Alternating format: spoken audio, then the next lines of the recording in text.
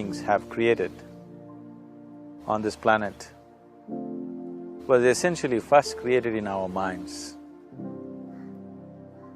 All that you see, which is human work on this planet, first found expression in the mind, then it got manifested in the outside world. So one thing we need to understand is, the wonderful things that we have done on this planet and the horrible things that we have done on this planet, both have come from the human mind. So if we are concerned as to what we create in this world, it's extremely important that first of all we learn to create the right things in our mind. How we keep our minds? If we do not have the power to keep our minds the way we want it, what we create in the world is also going to be very accidental and haphazard. So learning to create our minds the way we want is the basis of creating the world the way we want. There is a wonderful story in the yogic lore. On a certain day, a man took a walk. He went for a long walk. Accidentally, unawares, he walked into paradise. Fortunate, isn't he? He just took a walk and he landed up in paradise. After this long walk, he felt little tired. So he thought, oh, I'm tired, I wish I could rest somewhere. He looked around, there was a nice tree, underneath which there was very cushiony grass. So it was inviting. He went and put his head down there and slept. After a few hours, he woke up, well-rested, and he thought, oh, I'm well-rested, but I'm feeling hungry, I wish I had something to eat. And he thought about all the nice things that he ever wanted to eat in his life. And instantly, all those things appeared in front of him. You need to understand, there the service is like that. Hungry people don't ask questions. Food came and he ate. Stomach became full. Then he thought, oh, my stomach is full, I wish I had something to drink. All the nice things that he ever wanted to drink, he thought about it and all of them just appeared in front of him. Drinking people also don't ask questions, so he drank. Now with a little bit of alcohol in him, you know Charles Darwin told you, all of you are monkeys, your tail fell away. Not me, Charles Darwin told you that you were all monkeys and your tail fell away and then you became human. Yes, definitely the tail fell away, but the monkey… In yoga, we always refer to an unestablished mind as markata, which means a monkey. Why we are referring to the mind as a monkey is, what are the qualities of a monkey? One thing about a monkey is, it's unnecessary movement. And another thing about the monkey is, if I say you're monkeying somebody, what does it mean? Imitation. Monkey and imitation have become synonymous. So these two essential qualities of a monkey are very much the qualities of an unestablished mind. Unnecessary movement, you don't have to learn it from the monkey, you can teach it to the monkey. And imitation is full-time job of the mind. So when these two qualities are on, a mind is referred to as a monkey. So this monkey became active within him. He just looked around, thought, what the hell is happening here? I asked for food, food came. I asked for drink, drink came. There must be ghosts around here, and ghosts came. Oh, the ghosts have come, they're going to surround me and torture me, he thought. Immediately the ghosts surrounded him and started torturing him. Then he started screaming in pain and said, oh, they're going to kill me, and he died. Just now he said he's a fortunate being. The problem is he was sitting under a kalpa vriksha or a wishing tree. He asked for food, food came, he asked for drink, drink came, he asked for ghost, ghost came, he asked for torture, torture came, he asked for death, death happened. Now don't go looking For these kalpavrukshas in the forest, you can barely find a tree these days. A well-established mind, a mind which is in a state of samyukti, is referred to as a kalpavriksha. If you organize your mind to a certain level of organization, it in turn organizes the whole system.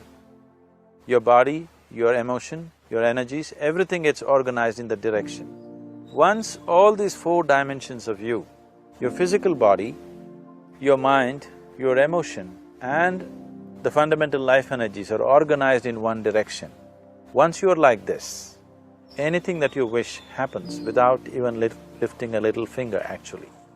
It would help to assist it with activity, but even without doing any activity, you can still manifest what you want if you organize these four dimensions in one direction and keep it unwavering in that direction for a certain period of time. Right now the problem with your mind is, every moment it is changing its direction. It is like you want to travel somewhere and every 2 steps if you keep changing your direction, the question of you reaching the destination is very remote unless it happens by chance. So, organizing our minds and in turn organizing the whole system and these 4 basic dimensions of who you are right now in one direction, if you do this, you are a kalpavruksha yourself. Anything that you wish will happen. But right now, if you look at your lives, everything that you have wished for till now, if it happens, you have finished. Everything and everybody that you have desired for, if all of that lands up in your house today, could you live with that? So if you want to become empowered, it is also important that you become responsible as to what you ask for and what you don't. Right now the world's situation is just this, we are hugely empowered with technology. Today it doesn't take six billion people to destroy this planet. One man by pressing the wrong button can destroy the whole planet. When we are empowered like this, it's very important that our physical action, emotional action, mental action and energy actions are controlled and properly directed. If it is not so, we become destructive, self-destructive. Right now, that is our problem. The technology, which is supposed to make our life beautiful and easy, has become the source of all the problem that we are destroying the very basis of our life, which is the planet. So what should have been a boon, we are making a curse out of it. What has brought incredible levels of comfort and convenience to us in the last 100 years or so has also become a threat to our life simply because we are not conscious action, we are in a compulsive state of action. So organizing our minds fundamentally means moving from a compulsive state of activity to a conscious state of activity. You might have heard of people for whom they asked for something and beyond all expectations it came true for them. Generally this happens to people who are in faith. Now, let's say you want to build a house. If you start thinking, oh, I want to build a house, to build a house I need 50 lakhs, but I have only 50 rupees in my pocket, not possible, not possible, not possible. The moment you say not possible, you're also saying I don't want it. So on one level, you're creating a desire that you want something, on another level, you're saying I don't want it. So in this conflict, it may not happen. Someone who has some faith in a god or in a temple or whatever, who is simple-minded, faith works only for those people who are simple-minded. Thinking people who are too much thinking, for them it never works. A childlike person who has a simple faith in his god or his temple or whatever, he goes to the temple and says, Shiva, I want a house. I don't know how, you must make it for me. Now in his mind there are no negative thoughts. Will it happen? Will it not happen? Is it possible? Is it not possible? These things are completely removed by this simple act of faith. Now he believes Shiva will do it for him and it will happen. So is Shiva going to come and build your house? No, I want you to understand, God will not lift his little finger for you. What you refer to as God is the source of creation. As a creator, he has done a phenomenal job, there's no question about it. Could you think of a better creation than this? Is it in anybody's imagination to think anything better than what is there right now? So as a creator, he has done his job wonderfully well. But if you want life to happen the way you want it, because right now, the very crux of your happiness and your well-being is this. If at all if you're unhappy, the only and only reason why you're unhappy is life is not happening the way you think it should happen. That's all it is.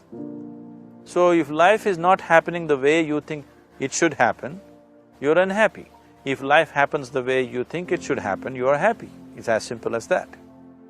So if life has to happen the way you think it should happen, first of all, how you think, with how much focus you think, how much stability is there in your thought, and how much reverberance is there in the thought process will determine whether your thought will become a reality or is it just an empty thought. Or how you do not create any impediments for your thought by creating negative thought process. Is something possible or not possible? It is destroying humanity. What is possible and not possible is not your business, it's nature's business. Your business is just to strive for what you want. Right now you're sitting here. If I ask you two simple questions, I want you to just look at this and answer this. Right now from where you're sitting, can you just fly off? You say no. Right now from where you're sitting, can you get up and walk? You'll say yes. What is the basis of this? Why you say no to flying and yes to walking? Because past experience of life, many times you've gotten up and walked, never did you fly off. Or in other words, you're using the past experience of life as a basis for deciding whether something is possible or not possible. Or in other words, you have decided that what has not happened till now cannot happen in your life in future. This is a disgrace to humanity and the human spirit.